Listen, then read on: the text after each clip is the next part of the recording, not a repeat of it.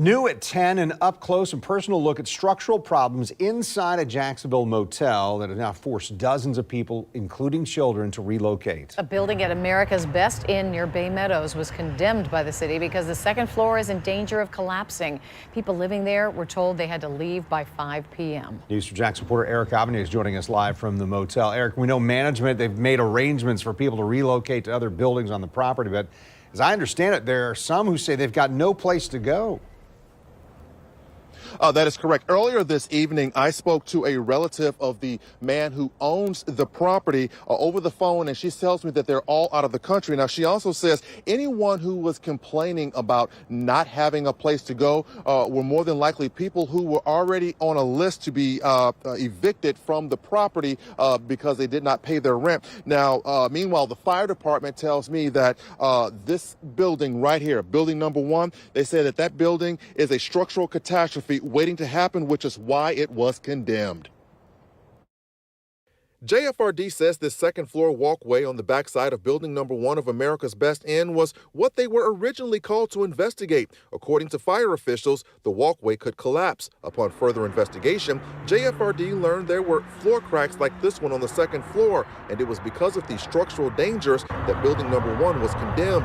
Individuals and families that were renting rooms in this building had until 5 p.m. Tuesday to vacate. A family member of the property owner told News 4 Jax that every renter who was forced to vacate the building was moved to rooms in the other buildings on the property.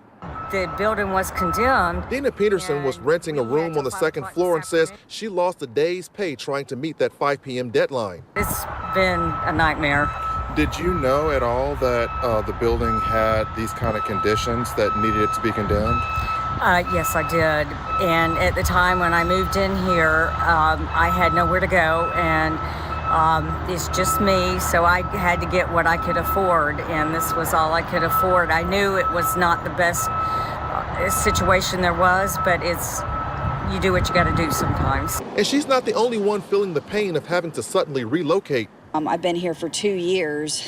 People fall on hard times, and unfortunately, this is where I've been, and it's just me. My boyfriend passed away last Monday, and now I've got this as well to deal with. Shortly before 7, we came across this dog that appeared to have been left abandoned inside a cage with no food or water. The fire department called animal control to see who the dog belonged to.